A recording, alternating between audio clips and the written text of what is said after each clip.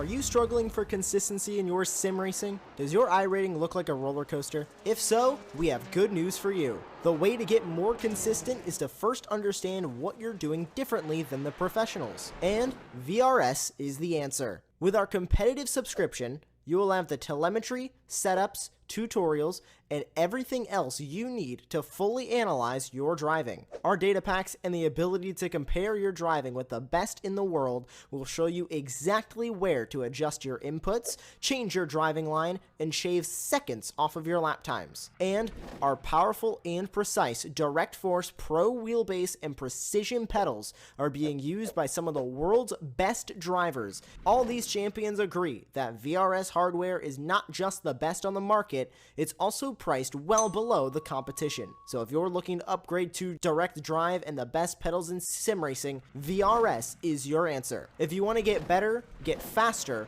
and make it happen sooner rather than later, you owe it to yourself to find out why so many people are switching to VRS. You'll be so glad that you did. Visit www.virtualracingschool.com and learn why the best use VRS.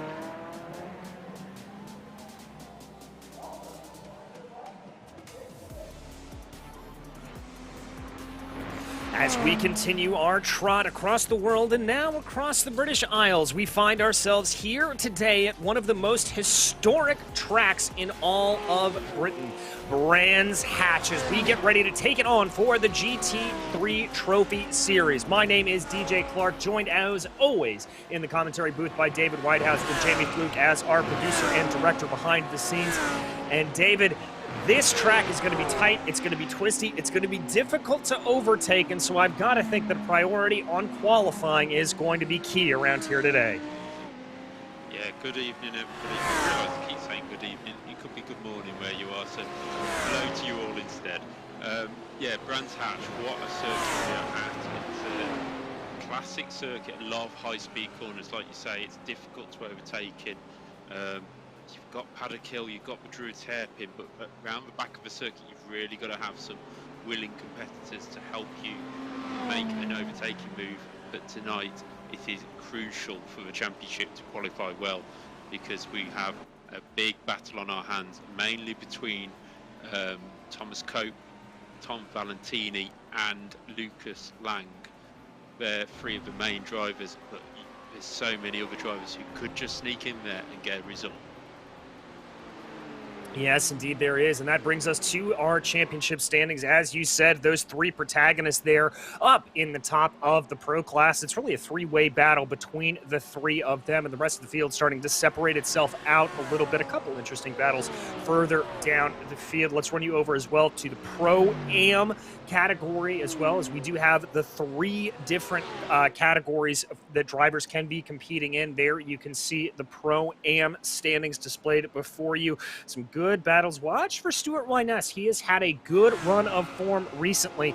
Let's also run you over to the AM category. There, these three categories separated out by iRating as they came into the series, and there you can see a little bit of a runaway there, but still certainly close as we close down here on the final two rounds in this championship. Not a lot left to go as things stand, and well, drivers are out on track right now for qualifying, a 10-minute open qualifying session, and I've got to think in these GT3s they're gonna want to try to separate themselves out a little bit, get a little bit of clean air, but that's going to be easier said than done.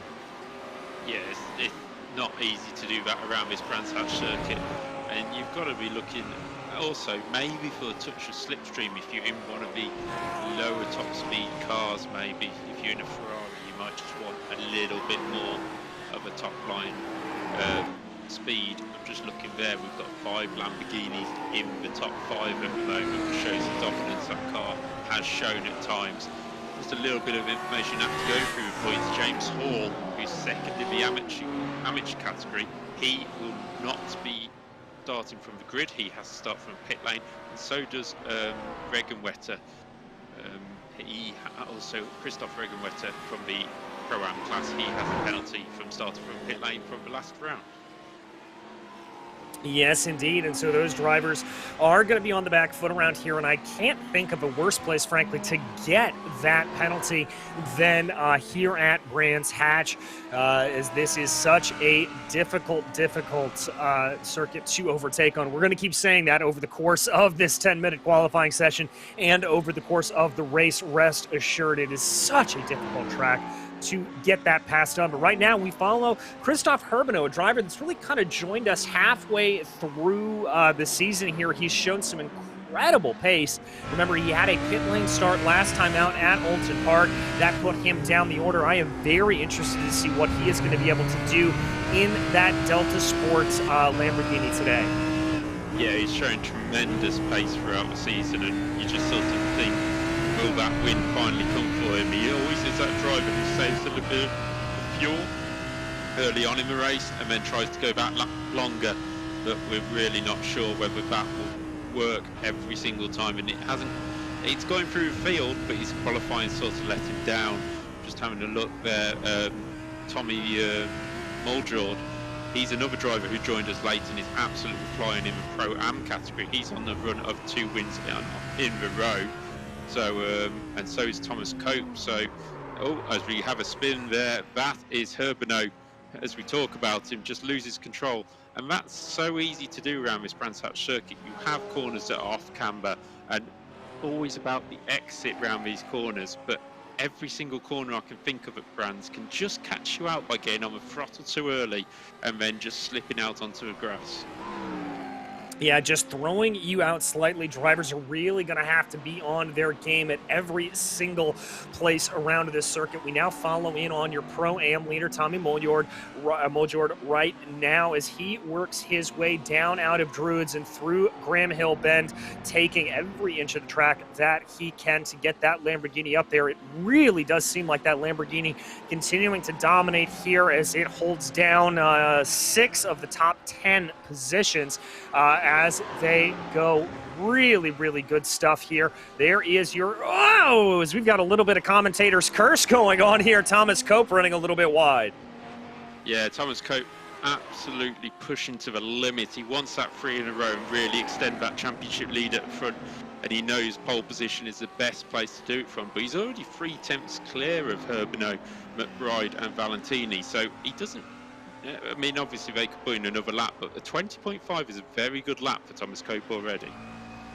Yes, it is a very good lap, and now we ride on board with one of the 2 McLarens in the field. Actually, yes, it is 2. Andy's a little bit farther down the order there, but currently your leader in the AM category, this is Tom Bingham. We have seen Bingham be able to put that McLaren through its paces here over the course of the season. An absolutely fantastic drive, and yet again, he is up at the top of the AM standings, but he's got a little bit of competition in the form of Paul Collinshaw, and that's starting to be a little bit expected. Collinshaw had a little bit of a rough outing last time out at Oulton Park, ran into some problems, but that Ferrari looking particularly quick here, it has to be said.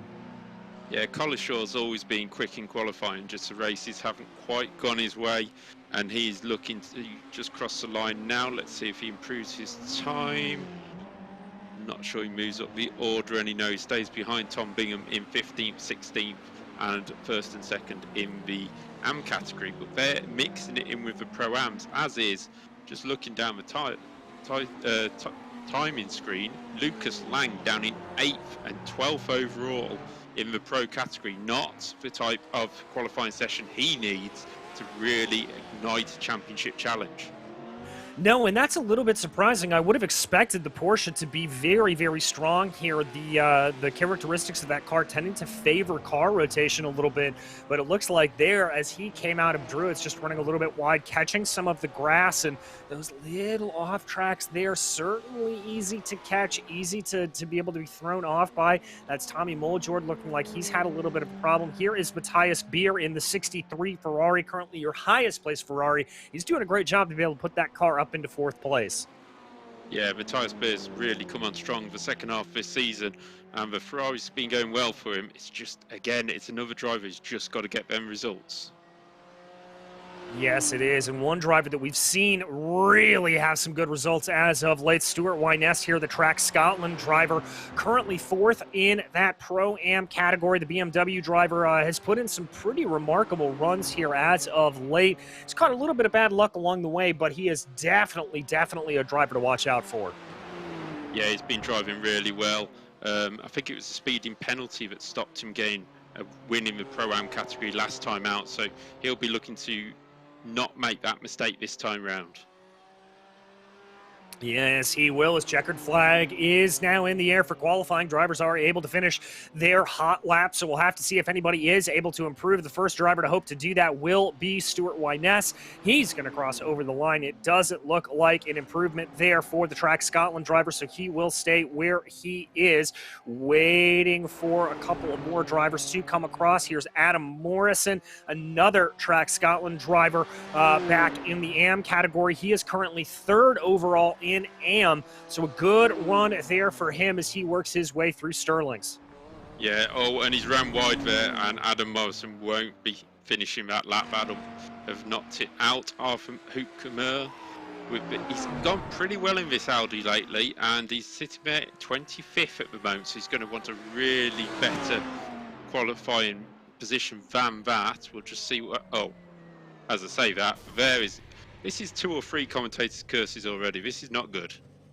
Yeah, the commentator's curse is very strong with us here tonight, as I believe that is just about going to wrap up qualifying here at Brands Hatch, waiting for the last couple of drivers to maybe cross over the line. But I've got to think, if you are Lucas Lang, if you are Arthur Hupke-Merle, if you are some of these drivers that we see way down farther in the field, you have got to be very, very worried, as really the best way to get around here is to hope from mistakes from the drivers in front of you. And if I'm looking at drivers like Valentini, Kieran Smart, Christoph Herbino, you may not get those mistakes. Yeah, we've seen all through the season, it's been topsy-turvy on who's on top, who's making mistakes, who's maybe finishing just outside the top 10. So I wouldn't rule them out just yet. And obviously, Paddock Hill Bend and Druids, anything can happen into those corners, and hopefully we don't see anything, but being mid-pack like that is a bit dangerous. It is a bit dangerous. His drivers are ready to grid up here, and we'll run you through the qualifying order to start off this race. It is going to be Thomas Cope in pole position, led by Christoph Herbino, with Valentini and Beer behind them. Mcbride and Kieran Smart will round out your top 6 and the top drivers there for that pro category. Tommy Muldoord will be in 7th, followed by Adam Gladden, with Rene Hugenhout and Stuart Weiness in 10th, leading off in the pro-ams. Tom McKellen, Lucas Lang, a lot of work to do for those pro drivers starting at 11th and 12th. Roland Schartner and Henrik Lang start off 13th and 14th, and then we get to the AM drivers with Tom Bingham and Paul Collinshaw able to put themselves right into the meat of that pro-am field. Christian Engelhardt will be 17th, followed by Daniel Marchand, with Adam Morrison and David Gill behind them. Russell Fowler will be 21st, followed by Eden Frisna, with Tim Spesser and Andy Thompson. A little bit surprising to see him farther back down the field in 24th position. 25th will be Arthur Hupke-Merle, with Alex Fields in 26th, Alan Mystic 27th, Matt Seeger in 28th, James Hall 29th, and Christoph Wegenweather will be 30th. Yeah, it's a big field for this circuit, 30 drivers, at 2.5 seconds covering the whole field. That's pretty impressive in terms of the different cars, different iRatings we've got in this field. 2.5 seconds around Brands Hatch Grand Prix, where a lot of mistakes can be made. Indeed, and we will have a full pace lap around here today as they get going. Waiting for the drivers to take to the grid. I'm not sure exactly who we are waiting on to fill up the field here. It looks like it's going to be Regenwetter and Hall who are starting from pit lane, and there we go. We are off on our pace lap. Yeah, it's the two drivers starting from pit lane, holding us up slightly. If only you had that button that you have in qualifying that you can click when you're in the race. iRacing sorted out. Thomas Cope, Christoph Herbino, Tom Valentini, Matthias Beer, Matthew Mcbride, Kieran Smart. What a battle we could have between these, the two Track Scotland cars, alongside each other on the grid as well. So that will make things kind of interesting as the start goes on, because Kieran Smart still has an outside chance of his championship, whereas Matthew Mcbride has only done a few rounds, so he will be looking maybe to give a rear gunner action, keeping people like Lucas Lang behind. Yeah, exactly. We may see a little bit of that teammate strategy coming into play, but that will have to be sorted out as we follow Tommy Muldoord here, starting off in pole position for that Pro-Am category, rather. And, you know, you said it earlier, David, being in the mid-pack here, coming down through Paddock Hill into Druids, a bit of a danger zone, a bit of a concern. It's very, very easy for somebody to run wide at the exit of Paddock Hill, have a little bit of problems, and really cause a big stack up in the field. Yeah, exactly, and a lot of the time it's about just not running wide and catching the grass around here. You might catch it on Apex, especially here through these fast corners back of a circuit. It's all about not running too wide on exit. Each corner I can think of around Brands Hatch Grand Prix, you're trying to get on the power as early as possible, but it's kind of blind, so you don't know where the edge of a track is. It's quite a thin track, and especially here over the top, where they used to have a chicane over the top of a hill. Now it's just one corner, which kind of makes it a little bit easier for the drivers. Yeah, it makes it a little bit easier for them to be able to get themselves around as now we start to really work on the back half of the circuit. Working their way around here, getting down into Clark's. His control of the field will go over to Thomas Cope as the pace car pulls off into pit lane, waiting for the green flag to fly here at Brands Hatch to start off the ARL GT Trophy, and there is the flag. We are racing at Brands Hatch. It is a great start there behind as they start to come up. Christoph Herbino getting a little bit gobbled up there as they work their way through that first corner. It looks like the Pro field is through nice and clean, as well as the Pro-Am field. Tommy Muldoord there in the middle of the pack, able to hold on to that position. The rest of the field looking like they're all the way through. I think they're clean through the first corner. That was brilliant driving by the whole field. Absolutely no instance of note.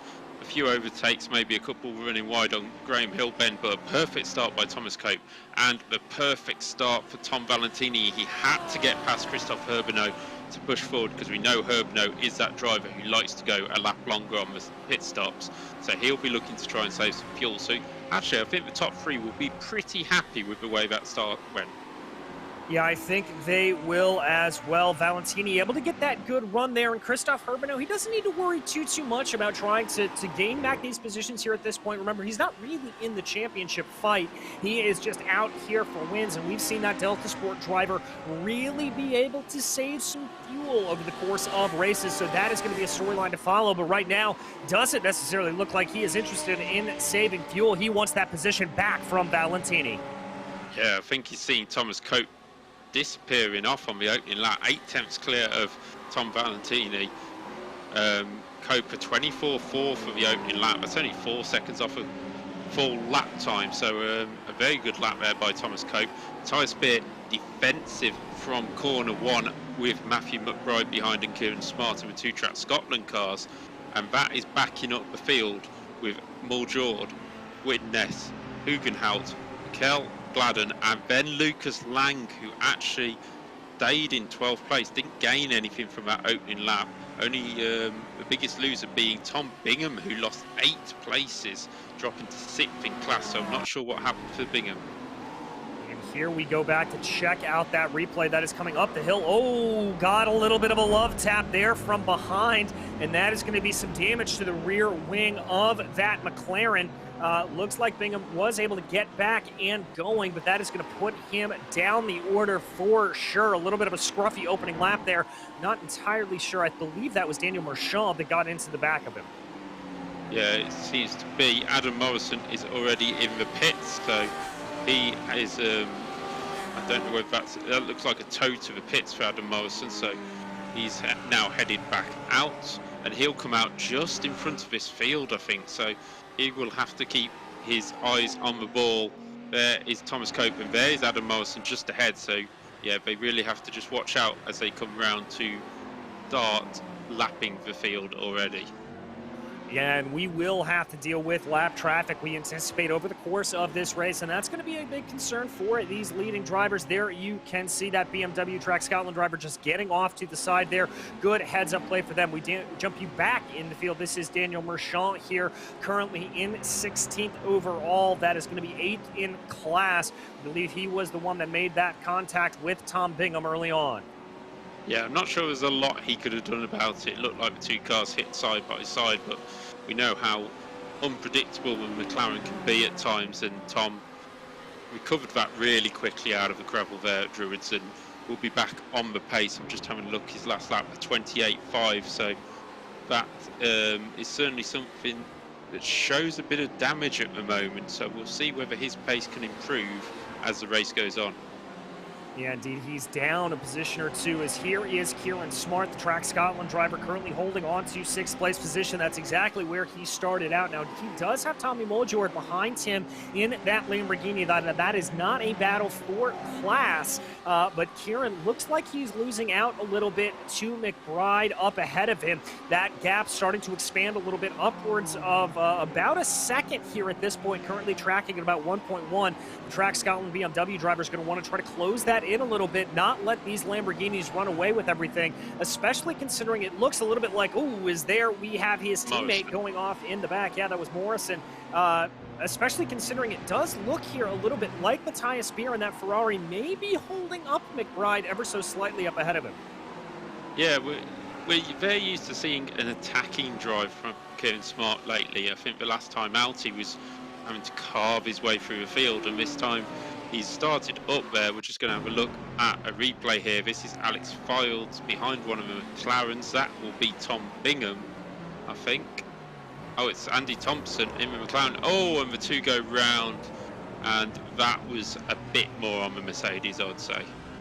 Yeah, a little bit of an overly ambitious move for the 297 of Fields. They're going down into the corner, and so that will throw them off. We jump you back here to Kieran Smart as they continue to go around, seeing if he can gain in that gap. Really not coming down at all. There's Lucas Lang trying to make up as much position as he can at the moment, but having to run a little bit defensive from Tom McKell behind him.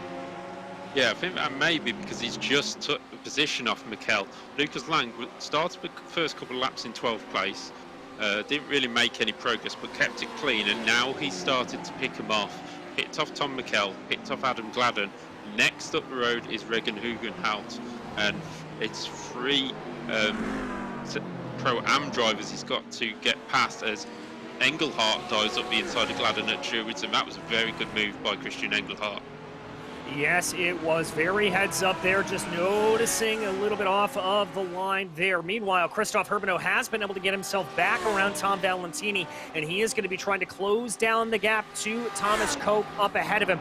Gap currently standing at 2.8 seconds as of right now. He's got a lot of work to do. Yeah, he's really got to get a move on towards Thomas Cope. That extra lap he normally says might be just enough, as Valentini very wide in the background manages to get back on, but a couple of wheels onto the grass just pulling him wide, and I think Herbino must have done it into Druids or Graham Hill Bend because the gap is just extending very quickly. Here's a replay.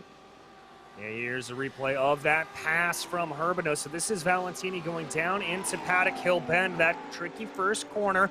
Let's see what he can do. Does he run wide? Yes, he does. Runs wide a little bit. Herbino recognizes that and starts to apply some pressure. Yeah, it's still not passed by Druids though, so I'm presuming it must be onto the Grand Prix loop looking at this. Oh, wide again. just slightly, but that is generally the racing line for some of these. Valentini, just goes wide again and takes out all of Colin McCone's family on the outside. And yeah, we want the money back to replace them. Thank you, Tom. We'll have to bill him later for that. Good little battle starting to shape up in the back here between Mcbride and Kieran Smart. Now, these are both two-track Scotland drivers, I believe, and it looks like Mcbride is going to sort of let Kieran Smart on by. Maybe a little bit of team orders coming into play. That definitely looked like team orders, because last time we saw Matthew Mcbride, he was all over the back of Matthias Beer, but they've noticed the challenge coming from behind from Muldoord, and maybe they can just use Matthew Mcbride to just be a bit of a buffer to Kieran Smart. They don't want to risk Smart falling down the order. Something like 5th place is still a very good result for a Track Scotland team, and that's what they'll be looking at as Daniel Mushon now comes up over hill, and he's trying to make his way around the pro driver of Tim Spesser. Ooh, and who is that around in front of them? I believe that's Christian Engelhardt having a little bit of a spin. Yeah, look, I bet you, looking at the time marks, actually, I don't think he has run wide on the exit. I think what he's done is clipped it on the inside of the apex, and it's just hooked his wheel round. We'll see it here. Coming down into the left-hander, just carried a little bit too much speed into the corner. That rear end wanted to give way on him. A little bit of contact there to the front of the car. We'll have to get another look at that Lamborghini to see if there is any damage to it. Looks like he was able to escape with that without having too much damage, so he'll be able to continue on here. Just his ego bruised a little bit as he comes back around the 147. Oh, contact there between Spesser and I believe that was Lang. That's Lang. Yeah, Hendrik Lang going backwards as they go onto the Grand Prix loop. We'll probably get a replay of that in a minute, but Lang definitely, I think it may have been a bit of a dive by Spesser. Oh, Lang ran wide.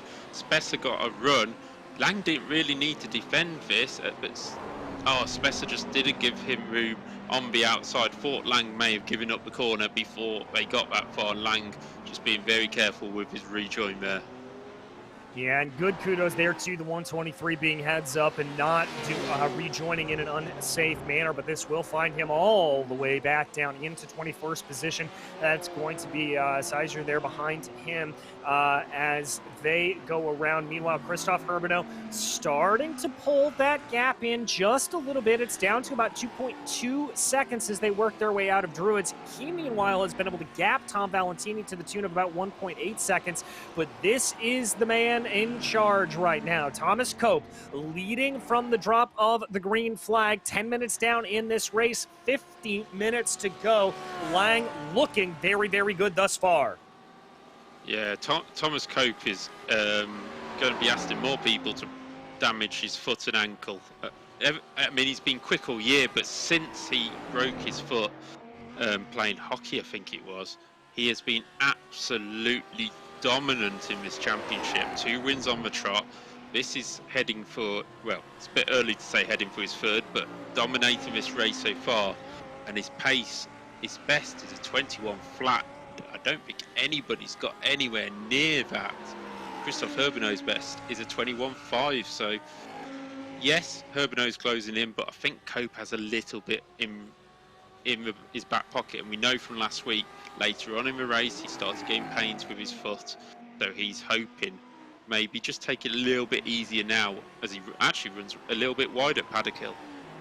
Yeah, and it looks like there he was about 0.4 of a second slower than Herbino on that last lap, but we jump back down in the field to your leader of the Pro-Am field, Tommy Muldoord right now. Stuart Weiness trying to close in behind right on this. That is Matthew Mcbride, one of the pro drivers up ahead. And you talked a little bit earlier here about this, David, how Track Scotland may be running a little bit of team strategy here. Maybe Mcbride recognizing that Lucas Lang is far enough behind him, he doesn't have to worry about too much, seeing if he can maybe run Muldoord into the back of Stuart Weiness and give his Track Scotland teammate a chance to overtake. Yeah, I mean, I was discussing defending the back of Kieran Smart, completely forgetting about Stuart Weiness and the attempt that they could have on a Pro-Am win, which obviously Stuart's leading the championship, and a win for him. Technically, he could let Muldoord win the race, because he joined what was it, 2-3 rounds ago, where Stuart Weiness has the whole season to count on. So he could probably let Muldoord go and win the next 2 races and still take the title. But you always want to go and win these races, and if Matthew Mcbride can do anything to help that, then I'm sure he will. I'm sure he will as well. Drivers continuing to circulate here as we get closer to the quarter-century mark in this race. Whoa, that is Adam Gladden off in front of Paul Collinshaw there. I believe Gladden just looks like he may have carried a little bit too much speed coming through Paddock Hill Bend. That finds him off into the gravel, or is that around Clark's actually? Yeah, that's the final corner coming onto the pit straight. So a strange one to fall off that far around the corner. I wonder if he's had a tip somewhere. No, there's no one behind him, so does he just lose? He just runs wide, catches the grass, and round he goes, and that's why he's ended up further down the track than we would normally expect. Manages to get stopped before the barrier, but Adam Gladden, who was one of the front drivers in the Pro-Am on the grid, just been falling back, and that just compounds the misery for the Brit. Yeah, it certainly does. He is going to be in a little bit of a rough way here as we focus now on Paul Collinshaw, your leader of the AM category. He's got about 2 cars in between himself and Adam Frisna, the driver in 16th overall, that is second in that AM category. Tim Spesser and Daniel Mershaw, though, coming up behind Collinshaw. There you can see them on your screen, and I would be very, very worried if I was Paul Collinshaw. Those are 2 very quick drivers coming up behind in that Audi and the BMW, and he may not be holding on to this position for too long. Yeah, he's only got 3 seconds back to his rival in the AM category, Frisner, so I would be thinking about just laying Spesser and Merchant through at the best possible time for him, and hopefully they won't take too much of a dive. They are coming through the field, so they'll probably take it a little bit more careful.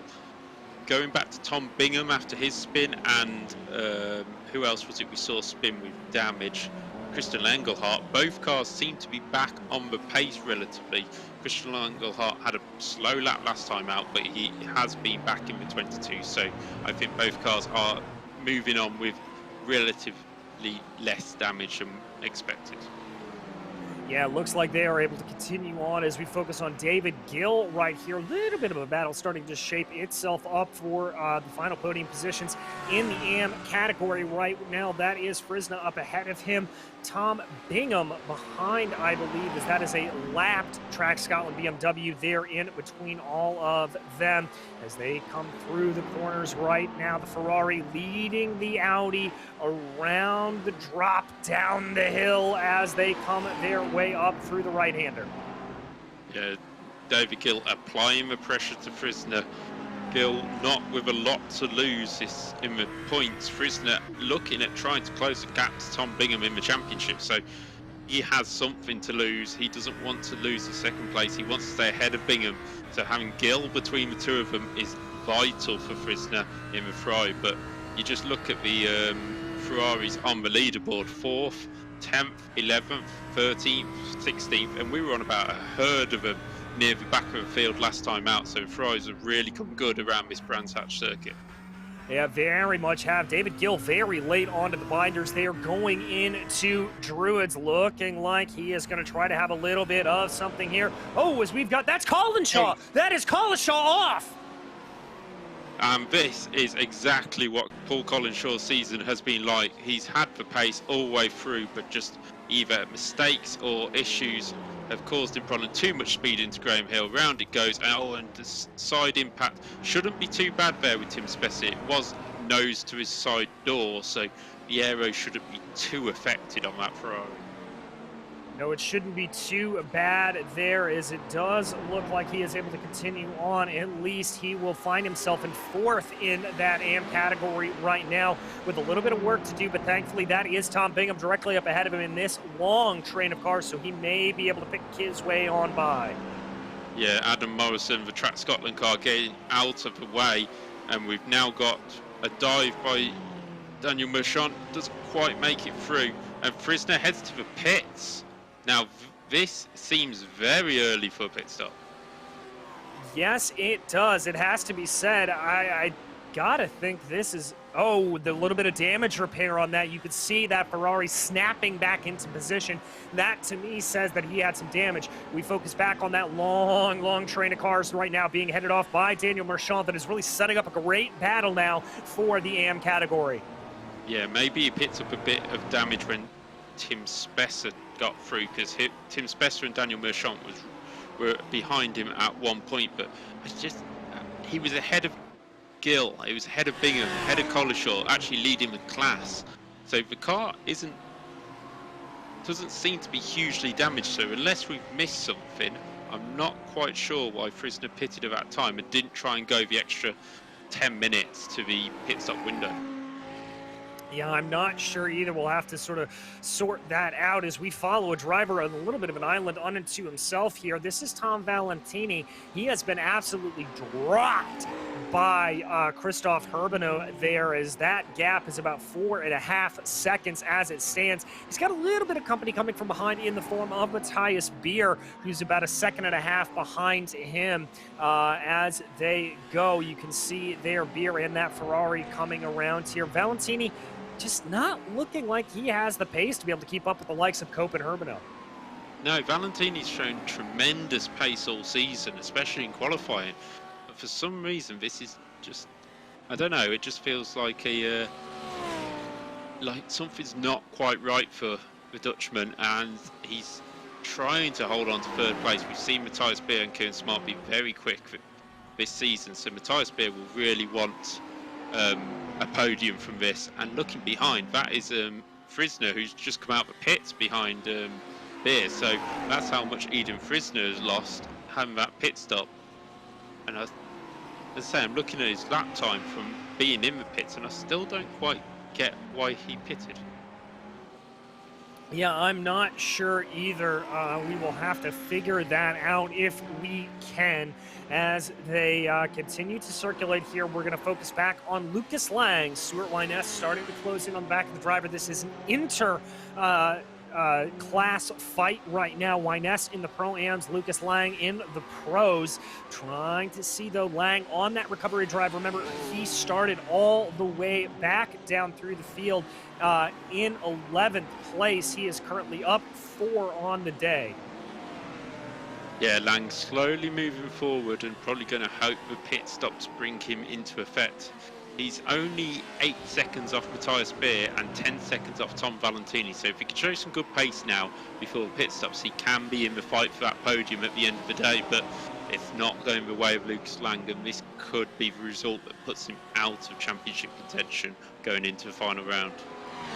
Yeah, he's got about 1.9, let's call it 2 seconds up to Tommy Muldoord that he has got to get by. And then after Muldoord, that is another Pro-Am driver relatively close there, still running with Mcbride and Smart up ahead of him, who are in those pros. But he has really got to get a move on here, as it is 20 minutes down in this race, 40 minutes to go. Lang really needs to be hustling that Porsche as quick as he can. Yeah, and he is hustling it, running wide on that corner, but he needs to close in on Thomas Muldoord. This group has really split up since the departure of, who was at the front of it? It was actually Matthew Mcbride holding them all up, and they seem to have disappeared off down the road for whatever reason. Yeah, just looking like he has absolutely dropped the rest of it.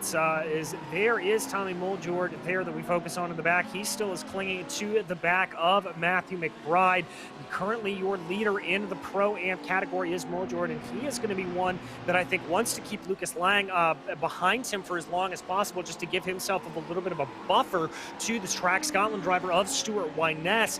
Weiness has shown some really good speed over the course of the last couple of races. We've really seen that BMW come alive in the hands of the Scotsman, and I'm sure he's going to want to get his way forward as we see some drivers try to get by Eden Frisno with that strange early pit stop. Yeah, but he's now getting, really, if you're going to do a pit stop that early, you need some clear space, and he's having to keep getting out of the way of the car, so this is not going well for Frisner, who really needs a good result to charge down Tom Bingham in the championship. I will hold my hands up to Tom Valentini. We believe that flag is from Luxembourg, not Dutch, so very easy to mix the two up. I'm going to get slated now in Holland. But yeah, so apologies for that as we go to a replay to save my blusters. This is Tom McKell that we ride on board with, or that we watch here. McKell running a little bit wide there on the exit of the corner, takes a move down to the inside of the 161, and that is going to be McKell up and into ninth place overall. That was Stuart Weiness that he was able to get by. McKell, a pro driver, trying to close in on the back of Lucas Lang, so that not for position in class necessarily. Yes, it was fine for Stuart. He ran a little bit wide and realised Mikel was going to get through, and Weiness, like I said before, doesn't need to worry about Muldoord going up the road. Yes, wants to beat him, win the championship with as many wins as possible, but just coming home second today would be a great result for him in the championship with all his rivals behind. Back in AM category, David Gill leads. Tom Bingham is next up, and he's 3 seconds back from Gill. So Gill's having a good run here, right up behind Daniel Merchant, who we saw trying to come through the field earlier. So he's got a good pacer in front of him to sort of edge his bets on. Yes, he does. And remember, a recovery drive here for Tom Bingham that we watch right now, as well a recovery drive for Paul Collishaw. This is for second and third in that AM category. Both drivers have to come back from earlier incidents in this race, but doing a pretty fantastic job of being able to get their way forward. The Ferrari trying to see if he can get anything on that fire-spitting McLaren as they break down into the left-hander that is Sterling's. Yeah, Bingham really having to go on the defensive at the moment, which I think will be a lot to do with the damage he'll have on the rear of that car. Maybe just damage the tyres. Oh, you can see how sliding the back end is on Bingham's car, and he's managed to eke out a bit of a gap there. Hendrik Lang just behind, he's on a recovery drive. Crystal Engelhardt on a recovery drive. So, and then you got Regan Wetter, who was starting from the pit lane. So yeah, it's a day for a recovery drive for the lower end of the top 20. Yes, it is, as there is Engelhardt that you mentioned having to do a little bit of recovery, I think. Oh, that's Collishaw around again! Oh, what has happened? This is all going wrong for Collishaw at his home, one of his home races. That was on the way down from Druids. Yeah, I wonder if he maybe just caught a little bit of the grass on the exit of the curb. We're going to watch the replay right here to see what he did. Carries a little bit too much speed. It looks like that car was almost ready to start breaking away from him as he went down into the corner. Whoa, that was a little bit of an avoid there, I would have to say. That was Regenvetter that was very, very quick on the heads up to get around him. Yeah, he had to really be careful there with the rejoin of Collishaw, but Collishaw has 2 spins now, and his tyres will be feeling that, and it'll take a good few laps to get them cooled down, and then he's got the pit stop coming up, so it might be better for him to just get in the pits, have the pit stop, let the tyres cool down while stationary. But this guy, Thomas Cope, has absolutely no worries about that. He is cruising away at the front, 3.8 seconds clear, and nobody can touch the Brit today in the Olympus Esports car. Absolutely nobody able to touch it, as Cope has been able to extend that gap up to about 3.8 seconds right now over his rival, Christoph Herbino, doing a fantastic job. Now, we will have to start dealing with some lap traffic here at some point, we do believe, and that's going to change things up. But as we enter into the 26th minute of this race, that does mean that we are going to start to see that pit window starting to open up as we get closer and closer to the halfway point. Yeah, I think we've had our first pitter in Adam Gladden, and Russell Fowler is also headed to pit lane, so I think these will be the first mandatory stops. As such, we expect Frisner will not be able to get to the end on the fuel he's got, so we'll just see Kieran Smart is entering pit lane as well, so that's the first of our front runners heading in, and we'll see whereabouts he comes out. Yes, indeed. So there is Kieran Smart coming on through the pit lane. He'll hopefully get a little bit of repair, jumping into the spare car there to get that front end of the BMW cleaned up a little bit, and he will be able to get back out and running there. A couple other drivers there coming in and out as well. Here is Matthew Mcbride, currently running in 5th. He is still ahead of Tommy Muldoord behind Tim. Muldoord not really able to close that down quite yet. No, Matthew Mcbride doing a solid job. yet again on his return to the series. I believe last week he was really unlucky getting caught out by the spinning Ferrari of Alan Mystique, I think it was, on the way down the hill at Alton Park. So he should have had a good result there. He's done a great job here for the Track Scotland car, scoring plenty of good points for the team and just holding off Tommy Muldoord at the moment. But then Muldoord doesn't want to get too close to him. He doesn't need to fight at the moment as he has a 5-second lead in the Pro-Am class. Exactly, and that's one of the things that drivers are very, very heads up about over the course of these races. Plenty of people separating themselves out, keeping an eye on where the battles that need to be fought are. That's one of the things that always impresses me as they run around. That seemed very slow, Thomas Cope at that stage. Sorry to interrupt. Yes, Herbino's ahead. Herbino's ahead. Yes, he is. What happened to Cope? This is on the run up to Druids. There's some lap traffic up ahead of him. But Thomas Cope in the 64. Is this a rare error out of the Olympus Esports driver? He catches the grass. Almost a carbon copy of the incident that we saw with Paul Collishaw. Thomas Cope now around and in second place. That is a disaster for Thomas Cope, because that was a hard hit into the wall. I just saw, as we went back to him, he was going very slowly trying to rejoin and didn't realise Herbino had gone past. I was too busy looking at the gap to Valentini. But yeah, Thomas Cope, now with some front-end damage, will he think of doing his pit stop a little bit earlier just to get that sorted? Well, I think that's going to depend on how the car's feeling and what his lap times look like. And it looks like he is going to take your advice, David. That is Cope down pit lane. He's going to get that free repair and get that pit stop done. Yeah, you make your own luck in racing, and knowing that the pit stop window was open just as you got that damage is absolutely perfect. When we speak about a pit stop window, obviously you could pit at any time in these races that you feel comfortable, but you want to be from about 25 minutes onwards to make sure you can make it to the end. And Cope, luckily, I don't think lost too much time in that, possibly about 5-6 seconds overall.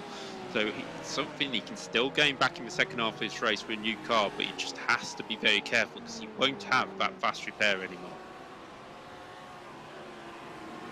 Herbino, we're also hearing Herbino had an issue as well. We're going to check this out. Now, this is coming across the start-finish line. You can actually see Cope in the background there coming in pit lane. Wide run coming down through Paddock Hill Bend. He's able to catch it. No damage to that car, but what is that going to do to the gap between himself and Thomas Cope?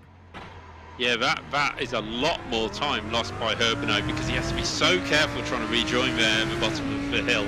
You cannot see as you come down there what's happening. So our new leader, even though we said he didn't seem to be on the ball today, is Thomas Valentini. The 22 Lamborghini is pushing on, goes for another lap. Matthias Beer now only 2.5 seconds off the lead in the Ferrari, and it is, like we said before, it's a tough track. You can easily make mistakes, and two of the top drivers in the field have made those mistakes in, I think, pro, and we can probably say in amateur as well. Yes, they have, and we are not used to seeing a lot of those mistakes, but it just goes to show you the technical challenge that is this Brands Hatch circuit. It is always willing to come out and bite you. You constantly have to be on your game. So we jump back in the field. Tommy Muldoord, that battle for P4 overall starting to get a little bit spicy with Matthew Mcbride closing in behind him. Looks like he had a little bit of a run coming up through Druids. Not able to get anything done there, but the battle still rages.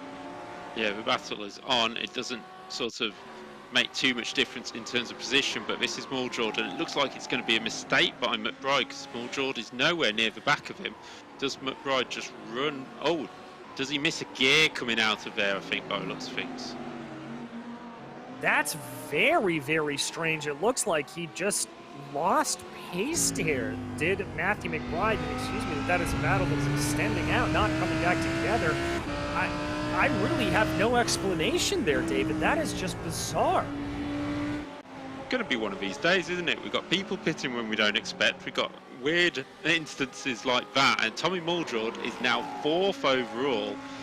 Tom Valentini sets his best lap of race, so he knows now is the time to push to try and win this race with the mistakes by Cope and Herbino. And he was just further enough away to be able to rest his tyres, and maybe he's just been very clever in this race. As we can see now, Thomas Cope is in 12th overall, 31 seconds off the lead. And I'm just having a look to see his lap time. His last lap was 25.6. I don't know if that's involved in the pit stop though. I'm not sure either if it was, but we will have to double check back on that as we continue to watch Muldoord here coming around as they go. Mcbride's last lap not registering there, which is a little bit strange. I wonder if he picked up an off track potentially that could have invalidated it, but even that we should be able to see it. Nevertheless, we continue to watch Muldoord here as he goes. That is Herbino right up ahead of him that you just saw flashing out of your screen. That is how much time Christoph has lost. Yeah, this is what I was saying before. Cope lost about 6 seconds. Herbino is 8 seconds off Valentini, and he was 3 seconds ahead of him at least. So a good 10 seconds lost by Herbino, and Thomas Cope will be sort of a bit relieved about that because it still leaves him with a chance of victory in this race. I just had a look at his lap times of 21.5, so he still has plenty of pace now that car's been repaired. As into the pits comes Tommy Muldoord from the lead of the Pro-Am category. Exactly. The 109 Privateer comes on down in, and that's going to give the lead of the Pro-Am over to Stuart Weiness. Rene Hugenhout also able to get by. We anticipate Roland Schartner will be able to take over third. Tim Spesser also coming down pit lane as there is Thomas Cope gaining back a position courtesy of those pit stops. Cope just continuing to try to power his way around here. We don't really know how this is all going to shake out.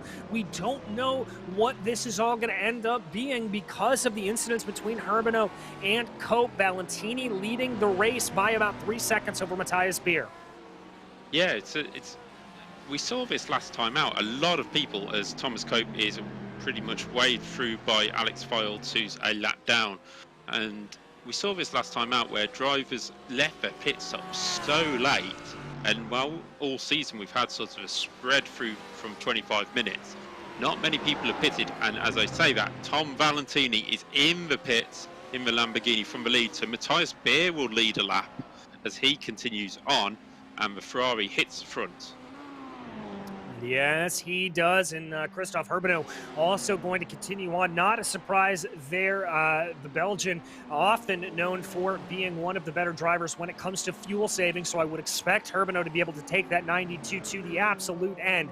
Looks like Matthew Mcbride also going to continue on, but Valentini, Mikkel, Weiness, Lang, and Hugenhout all coming down pit lane on this lap. Yeah, and here comes Tom Valentini and Thomas Cope. And Valentini's still behind Cope, so it hasn't, I don't think that gap's even closed, so a great job by Cope. Actually, Valentini was in third, so he was about 7 seconds back, so Cope's recovered 1 or 2 seconds from that, which is pretty good considering he's been coming through traffic as well. Yeah, very good run for Cope, just showing the talent that the Briton has to be able to get his way through the field. There is Tommy Muldoord, currently second place in that Pro-Am category, working his way by some lap cars. Very good heads up by the lap cars out here today, giving plenty of space, plenty of room. I'm seeing Engelhardt, Lang, Regenvetter, Hall all coming down pit lane. Lucas Lang has been in the pits for quite a while. I'm just wondering if he maybe had a pit lane speeding penalty. 59 seconds for Lucas Lang's stop, while compared to 19-20 seconds for most of them. So that seems to signify we have had a pit lane speeding penalty for Lucas Lang. And a little bit of a turnaround there for Hendrik Lang coming in through Paddock Hill. Looks like the Porsche driver of the 123 just had a little bit of an issue here, ran it wide. The car wanted to spin. Very lucky avoidance there for that Audi. And Lang has to get everything regathered back up under him. You can see him there kind of turning off the traction control to get those tires spinning back around. Right on board with Tom Valentini right now as he tries to close in on Thomas Cope. That gap now only about 1.3 seconds. Yeah, Valentini's been on the charge since coming out of the pits, and he's certainly putting Cope under a bit of pressure. Now, we obviously don't know whether Cope is still carrying maybe a bit of a damage or anything like that, and we know he gets tired later on in the race through his injury. But here is Christoph Herbino, who is sorry, I must have missed Beer and Herbino's pit stop at Mcbride, but we now have Matthias Beer in 3rd place ahead of Christoph Herbino by 7 seconds. So Matthias Beer has done a very good job here and is now only... And that's Valentini off! Oh my goodness, and he is going to be prone in the middle of the track, spins the car around, able to get it back, but that is going to be Christoph Herbino able to recover that position. He's going to be up into 3rd, and Valentini throwing it all away. Let's go back and check out the replay brought to you by SDK Gaming as we go in to check this out. Did he just clip a little bit of that outside? Yes, he did, unfortunately. That's another slightly strange one because it seemed to be spinning before he got to the curb on the outside. You normally get there first and then spin, so whether he caught the inside a little bit too hard, I'm not sure, but that is Cope, Herbino, Valentini, all with mistakes. Lang, we believe, pit lane speeding mistake. Bingham we saw spin. We've seen... Oh, I'll tell you who hasn't spun, and we might have half a chance. Yeah, exactly. This Brands Hatch circuit catching absolutely everybody out. I think one of the drivers who hasn't spun is Matthias Beer as they go. Very, very good drive here for the German as that Racing by Voltronic machine able to keep its way up into those podium positions. You can see Cope flashing out of your screen as they go. Yeah, oh, just avoided by Cope. That was the Ferrari. I think that was Mystique losing control and almost right in front of Matthias Beer. So that was nicely done by Matthias Beer to avoid that as Mystique falls behind Fields in the order. We also have Adam Gladden, who I think he was on pole or second on the grid for Pro-Ams, and he is in the pits after towing. So the day goes from good to bad to worse for the Brit, and it looks like he may not be rejoining this race. It looks indeed like he may not be rejoining, and I believe that would be one of our first DNFs here on the day. Everybody been able to keep themselves very, very controlled and together as we focus on Tom Valentini. He's got about 4 seconds to try to close up to Christoph Herbino up ahead of him, but he does have Matthew Mcbride, the Track Scotland driver, in the number 18, looking very, very aggressive here, like he may want to have a little bit of taste of that 4th place position. Yeah, it's just come up on my timing screen. Second in the AM category, Fisner has crashed and had to tow to the pits. And I think we'll see what's happening here with the replay. And it looks like it's in the final corner. So nice and close for a tow to the pits. Just runs wide, yeah, clips it, and heads straight for... Oh, clips the end of the pit wall. Huge damage to Ferrari. And that is really not good for the AM category challenger, and Tom Bingham will be looking very good for the championship right now. He'll be looking very good indeed. And as we said earlier, that replay brought to you by SDK Gaming. Use SDK Gaming to add a virtual live. That's Valentini. Oh, Valentini around again. The problems continue on for the 22. Yeah, just running wide over top of the hill. Very easy to do by carrying too much speed. But that's another mistake by Valentini, and he is just trying to drive too hard to try and catch Thomas Cope in the lead, who now has a 5-second lead. And yeah, he needs to calm down now and just try and bring the car home to get some points and be in the championship hunt come Interlagos next week. Yeah, exactly. And there is your leader, Thomas Cope, as he continues to pull that gap, just running faster and faster and faster. It seems like on the last lap, he was about 0.3 of a second faster than Matthias Beer up ahead of him. But as I was saying about SDK Gaming, if you want to use it, add a virtual live HUD to iRacing. It shows timing towers, enhanced relative boxes, mini-maps, fuel calcs, and more. You can stream to Twitch with the most complete overlay on iRacing or broadcast your league. SDK Gaming syncs your commentary, teams, cameras, focus drives, and overlays with your broadcaster. Adjust team strategy on the fly with the most accurate live timing on iRacing. So go ahead and check out SDK Gaming for that. But I'll tell you one driver who is probably using it here at this point to just be able to pull himself ahead. That is Thomas Cope. That gap expanding 6 whole seconds now over Matthias Beer. Yeah, Thomas Cope in a world of his own lately, and it looks like he I mean, I don't want to put commentator's curse on him, but it looks like he's heading for a third win in a row here at Brands Hatch, as we just see Tim Spesser slide up the inside of Roland Schartner. Spesser been on a steady drive through field. He was down in about 20th at one point, now up into 11th and sitting 8th in class, so not a bad run there by Tim Spesser. He's kept himself quiet and done a solid job through the field. Well, and on a day like today where we're seeing so many issues from the drivers, I think a quiet drive is something to be happy about for sure. Spesser just continuing to work his way around, getting by Roland Schartner there. We jump back up to Tom Valentini, who has had the opposite of a quiet day. A couple of incidents here causing the number 22 to run off track, although he does have Matthew Mcbride squarely in his sights. Now, he has got to try to keep that red mist under control a little bit, not overdrive the car, as you were saying earlier, David, because that will be a death knell around Brands Hatch. Absolutely, DJ. It's just the way with Valentini. He just needs to keep it nice and calm, and he's trying to close in on Mcbride.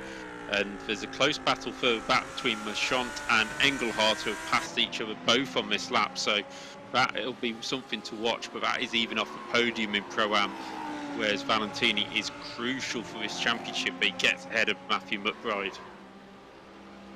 Yes, it very, very much is crucial. We're going to check that battle right here on the replay. This is Daniel Marchant as he comes down through the corner. Oh, was that the 146 having a little bit of problem? That was Engelhardt having a problem, and that allowed for Marchant to just be able to say thank you and move his way up to the inside. And you'll see Engelhardt dives straight up the inside at Graham Hill Bend and take that position back. That is the second time we've seen Engelhardt off the track here today. Again, showing a lot of pace, but things just not going his way. And in background still, David Gill leads the AM category, currently 3 seconds ahead of Tom Bingham. So David Gill doing a great job in that Aldi. I think it possibly will be, if he stays there, the first time we've seen the Aldi take a win this season. I believe it will be, as well, as it's pretty much been a dominant performance there from Bingham as well as Collishaw in that. It'll be the first time that we see that driver be able to work his way forward. So kudos there to the reckless abandon driver, David Gill of the 219 Audi machine. Still has about 15 minutes left to go here in this race, so plenty of time still ticking down. And before we get to the end of the race, we want to thank our other two sponsors, Virtual Racing School, which can help you to improve your track performance with over 50 data packs for road and oval racing setups, track guides, data analysis software, and one-on-one coaching. Use VRS to make you a better driver, as well as Apex Racing Academy, which can be used in conjunction with VRS. 29 data packs, setups, track guides integrated with VRS. As I said, weekly group coaching sessions and more. So check out both of those great sponsors here for us on the day. We check back in on the track. Renee Hugenhout starting to close in a little bit on Stuart Weiness. This is the battle for second in the Pro-Am. Yeah, it's another battle which Stuart Weiness was hoping he wouldn't be involved in. It's another driver who isn't in the championship hunt with him, I don't think. Not too far off, but sort of a driver who's further enough back that he can let through. But I don't think Stuart wants to. He wants to finish second, at least in this series. Just up the road is Kieran Smart, so whether his teammate can come back and help play a role, I'm not too sure. It's quite strange how much time Kieran Smart's lost compared to Matthew Mcbride, who's made his strategy work perfectly, up to 4th place, currently ahead of Tom Valentini, because earlier Smart was ahead of Mcbride and now he's 10 seconds behind. Yeah, that definitely is shaping around a little bit here. He'll have to see how it continues to play out. Hugenhout just trying to close in here a little bit on Stuart Weiness. The gaps up front, though, looks like Muldoord, if he is able to continue on, and we talked about it, nothing is for certain here in this race at this point, so plenty of time for things to still play themselves out. Yeah, Muldoord has been faultless since he joined the series. He's aiming for a 3rd Pro-Am win in a row and 6th place overall, which would be a great result for the privateer driver from Norway. And he will be probably kicking himself if he didn't join the series a little bit sooner. Yeah, probably will be, but we may see him back in another GT3 session here on Apex Racing TV as we focus back on Tom Valentini as he continues his fight with Matthew Mcbride. Oh, running that car ragged, running it almost off the track. Yeah, he's really pushing it hard, Tom Valentini. Probably got slightly worn tyres from a couple of spins he's had, and he's really pushing Mcbride, who's just kept himself out of everybody's way as this race has gone on and moved up into 4th place. Christoph Herbino is on a charge. He's 2 seconds back from Matthias Beer and setting lap times about a second quicker than the German. So he's really closing that gap up and wanting to steal back that 2nd place, which he was in earlier on. Yeah, trying to close back in if he can. I think that is his primary objective here right now. Trying to see if he can get that 4th place back away. He looks like he certainly has the speed, David. I think it's just all about minimizing mistakes here for Valentini. Yeah, he's actually in a position where if he goes, oh, he's got a great run out of Graham Hill Bend. Mcbride goes defensive very quickly. Valentini trying to go around the outside. That won't work. He'll get a good cutback, though, on the exit. And he wants to get in behind the slipstream of that Lamborghini, just like that, and see if he can get a run down under the bridge. He looks to the inside.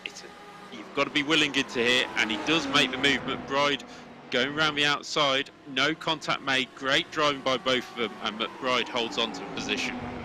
Yeah, I can hold on to that for now, and hopefully Valentini will be able to keep that number 22 Lamborghini back up underneath him. We've seen him have those control issues, pushing a little bit too hard over the course of the race, so he's going to have to be careful to be able to not let that car slip away too much. Yeah, just further back, Lucas Lang has passed Tom Bingham, which gives a little bit more breathing space to David Gill. It's not really helping Lucas Lang, who will be probably out of the championship challenge unless Cope and Valentini retire next time out, which anything's possible, but obviously that's not sort of in the script. But Lang has got ahead of Bingham, and that is just going to help. Oh, and Engelhardt has jumped to the pit, so has Christian Engelhardt had an accident? We jump back here to the replay, the 146. We've seen that car be on and off the track over the course of the day. Let's see as he brings his way. Too much speed, too much curb, right around and into the barrier, and I do believe that is going to be a tow for the 146.0 Force machine, as there goes Valentini on by. Yeah, that looks like it was very much a run wide by Mcbride onto the GP loop, and Valentini said, thank you very much, I'll have that 4th place back, but still got to hold on to it. It's still got 10.5 minutes to go, and we've seen already 2 spins by Valentini. Herbino's 10 seconds up the road. We know the pace of Herbino, so it's just about Valentini controlling this 4th place now and hopefully keeping that position for him as we now have a look at replay. Yeah, so this is going down into Surtees here, just winds him up a little bit, gets that number 18 off of the apex and able to power on by Matthew Mcbride. A good setup there, a good recognition of being able to take advantage of a situation for Tom Valentini, and now watch for that Lamborghini to maybe streak away a little bit here as there is the next man up on the road, Christoph Herbino, as he continues to pilot around. This is getting to be a little bit of a close battle between himself and Matthias Beer. That is Beer in that purple Ferrari that you just see up ahead of him. That is less than a second in between the two. Yeah, I'd say that Beer will want to try and hold on to this 2nd place. It will be a battle and a half. Herbino will be kicking himself after this race. Cope made that mistake, opened the door for him, and then he made his own mistake later on, and it's just... his pace is saying that he could have challenged for a win of this race last time out, 1:21.1, while the leader is doing a 21.4. So certainly the pace there at the end of the race for Herbino, which we saw in many races as we've gone by, as Beer is trying to get past one of the, I think that's Adam Morrison, he's looking to lap, and yeah, Herbino goes through as well. So here we go, less than a second between the two, and less than 9 minutes left. Exactly. Crank up the pressure here on this battle as Herbino pilots his way down through Paddock Hill, up the hill, up at Druids. You can see all of the drivers, all of the kitty litter that has been kicked up there on the exit of Paddock Hill Bend. Plenty of drivers having excursions there at this point. The gap coming down a little bit. It's now 0.6 of a second between Matthias Beer and Christoph Herbino. One of the Porsches there, I'm not sure who that was, Hendrik Lang, looked like he had a little bit of an issue. He has taken a tow back to pit lane. Yeah, Lang has not really had the day, but, well, to be honest, he's not had the last few rounds since he once dominated the Pro-Am category, and it's just not gone to plan for the German, and he just pulls to the side of the track with an issue of some kind. Yes, he does, as we focus back on that battle for P2 overall and P2 in the pro category. Beer and Herbino, the gap coming down to 0.6 of a second flat as they work their way through Westfield and now down through Sterling's. Coming back onto the straightaway here called Clearways, going down into Clark Curve, seeing what Christoph Herbino is able to do, if he's able to stretch the legs of that Lamborghini and get a move done. Only about 7.5 minutes here to go at Brands Hatch.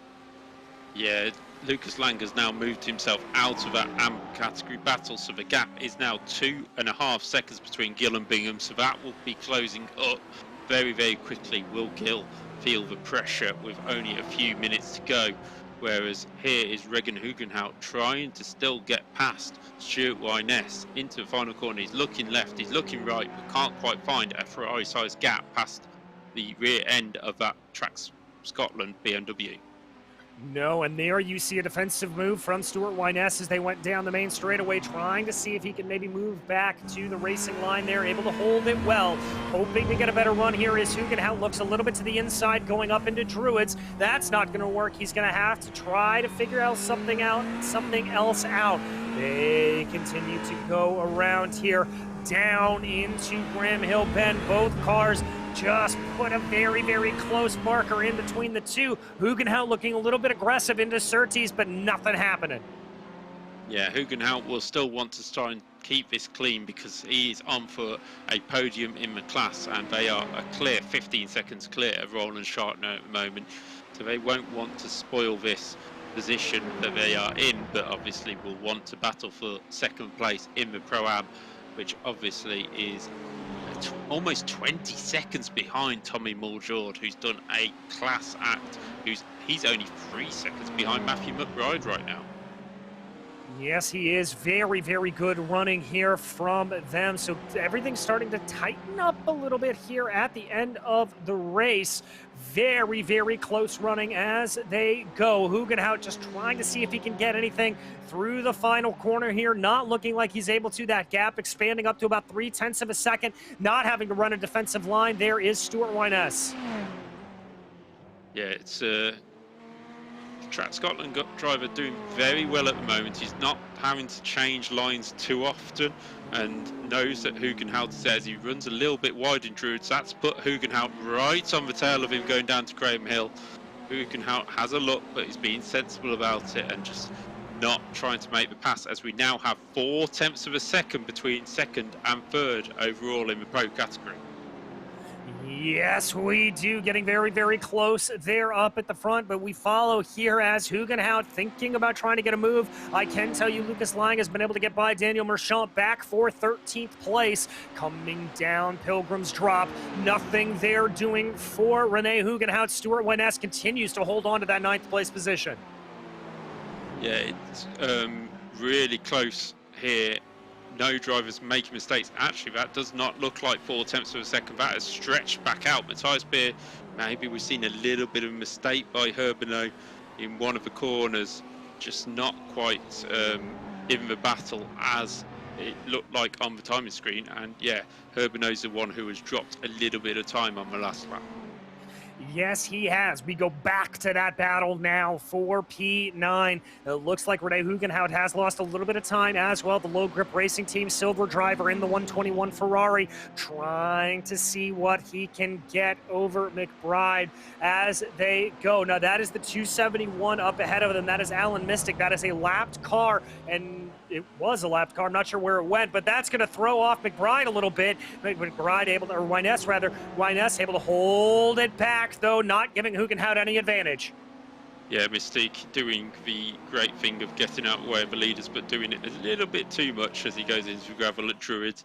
But we look back at this battle, Stuart Weiness really defending because he wants as many points as possible going into the championship finale at Interlagos, because this championship, I think he really has one hand on it already with this second place. Third place might just make it a little bit more sketchy for the Scot, so he wants to hold on and extend the lead he has in the championship. Yeah, he'd love to extend that lead if at all possible, as now they go through the corners here, trying to see what they've got. Not seeing any real disadvantages there as they go around. They're coming down into Clark's Curve. We tick down with under 3 minutes to go. Time running out for Hugenhout if he wants to make this move.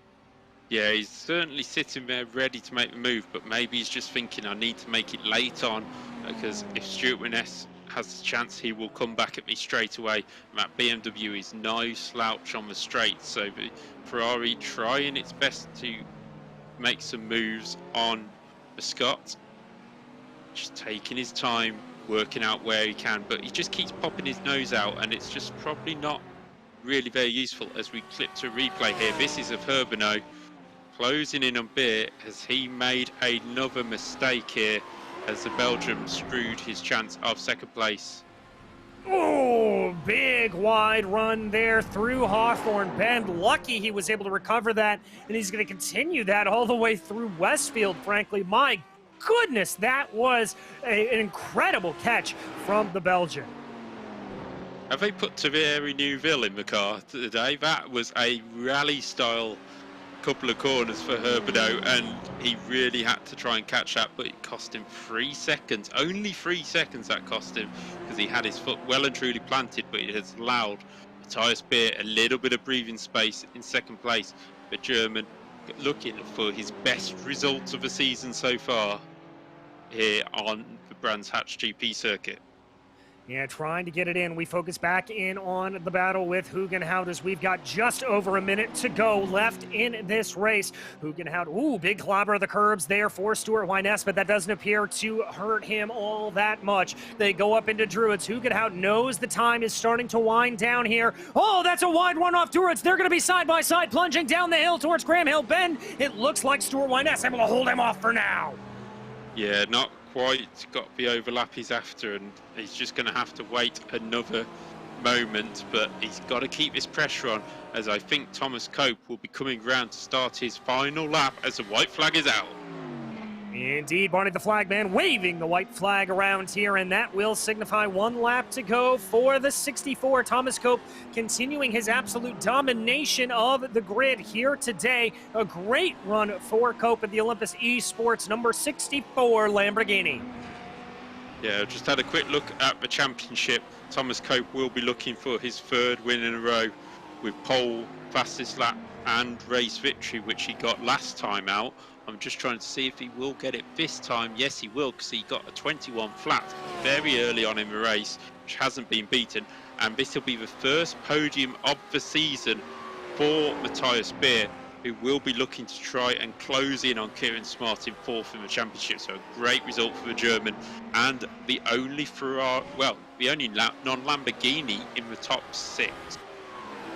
That's really, really impressive there from Matthias Beer. A calm, cool, and collected drive for sure.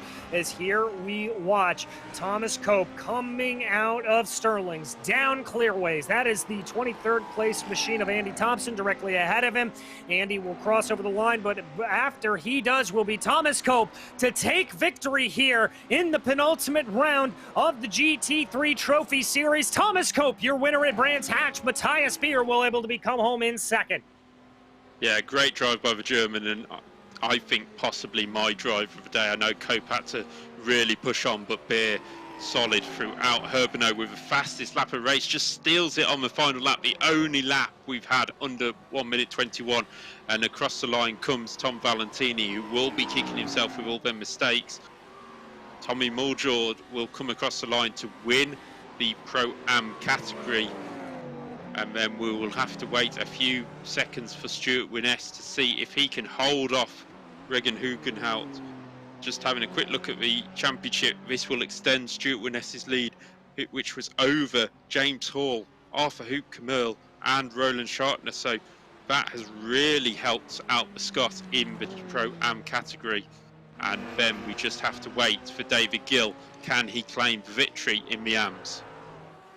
Well, it looks like here that not a lot can touch him. He's got about 3.5 seconds back to Tom Bingham, and indeed he will cross over the line to take victory in the AM category. The 219 Reckless Abandon driver taking his first victory of the season. Tom Bingham coming home in second. Yeah, great drive by Bingham after his early mistake, but that is well deserved for David Gill. He has driven brilliantly in this race. A couple of mistakes throughout the season, but yeah, just absolutely brilliant drive by David Gill. But Thomas Cope wins overall. Cope able to take that victory overall. A fantastic victory there for him. And that will bring us, I believe, to just running through your final finishing order very quickly. It was Cope able to take that victory, as we said, ahead of Matthias Beer as they go all the way around. Good stuff there for them. Muldoord able to take that fantastic victory in Pro-Am, as well as David Gill taking victory in Amateur. And it looks like we have our victor ready to talk to us, along with his spotter, Charles Bichelle. So let's go ahead and bring in Thomas Cope and his spotter into the interview area with us. Gentlemen, congratulations. Another day, another win. Yeah, it was a border race. Obviously, I had my crash. I didn't think I was going to get the win after that little incident, but I think a bit of luck today. I'm definitely going to go and buy some lottery tickets because I think that's really helped me out today for the win. Well, I'm interested now that we have Charles here in with us. You know, Charles, talk us through sort of spotting on such a tricky track like this. How are you able to really help Thomas around here as coming through? Oh, you know, basically it's just when you've got the pace that TC has, it's just basically managing lap traffic. You know, the whole goal here is just keeping the car on the track, and generally when you do that, you're going to have pretty successful race. Well, despite the incident, Thomas, I would say that this was a special race and a successful race for you. Talk to me about, you know, recovering from that incident and getting your mind back into the right place. What was going through your mind and the recovery, and then kind of seeing the field just open up before you with them having incidents of their own? Yeah, I mean, I pitted on the same lap as my crash. Took my fast repair, got a fresh car. Usually when I come in the pits, it's more of a mental reset. You know, you're starting for your second stint. You naturally you want to change your mindset and shrug off what's happened in the first stint and come back and have a faster second stint. So it was just a natural, normal pit stop for me. It was a bit earlier than anticipated due to the crash. Lost a bit of track position. Dropped behind. I think it was one of the Pro-Am guys that held me up a little bit. But the mental reset of the pit stop to then just swipe off the incident and come back and get the result.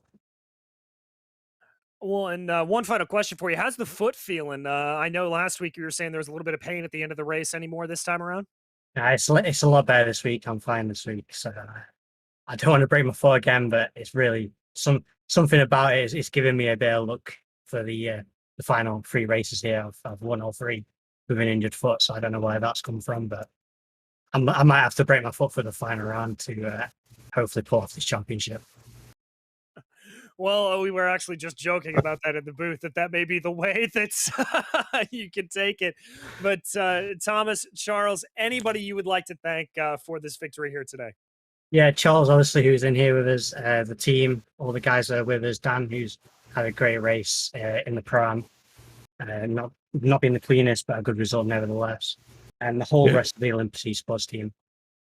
Yeah, absolutely. And also throw in our affiliates, Majors Garage, and for giving us some great sets every week to work with, and Track Racer. All right. Well, gentlemen, thank you so much and congratulations again on the victory here today. Thank you.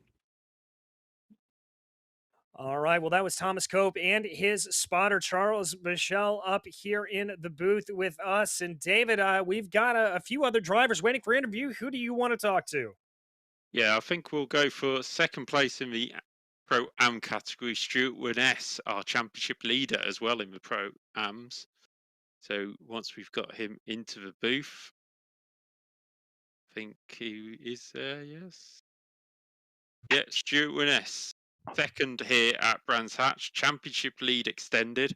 Job done, really, isn't it? Evening, guys. Yeah, hopefully that was the aim tonight and not get a speeding penalty in the pits like I did last week.